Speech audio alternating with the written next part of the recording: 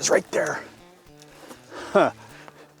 That's one of those times where I just had to stop the bait. I banged it around, jigged it, and then finally just stopped it. And sometimes, it feels like a pretty decent fish. Got my transducer here. Sometimes, even with decent fish, oh yeah, look at that, good eye. Look at that fish.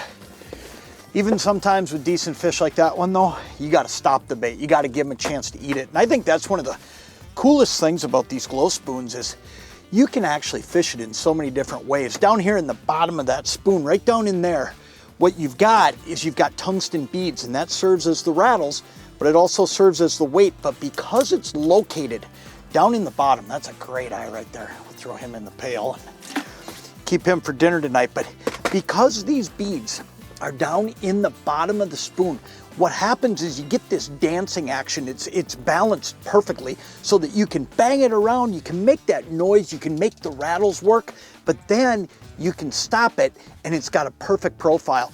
Every time I barely lift it and it tips down this way, it looks like a minnow, that little belly of the minnow and the head of the minnow. So you can put these great actions on it. Now, one thing I'll tell you about these glow spoons is they are made to fish with bait, whether it's a wax worm, a larva.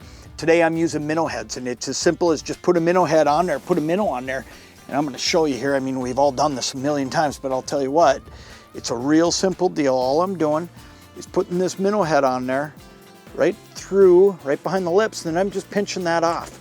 But ultimately, I want some extra bait down there. It just gives more action. When that hook can start moving around with that extra bait on there, gives it that added action. So when these fish find it, because I got that glow stick in there, and then they get near it, that action really takes over. But those tungsten beads in the bottom, that's the key. We've got the noise and we've got the weight distributed correctly, so that what we're actually able to do then is dance that bait around and then just stop it like I did there, and that walleye just attacked it.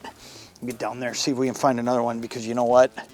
We're headed toward that time of the evening. That sun's gonna start getting low. It's actually afternoon, but that sun's gonna start getting low, and that's when this glow spoon is just gonna be deadly, because all of a sudden, it's gonna get a little bit harder for walleyes to find the bait they're chasing, and they're gonna zero in on this.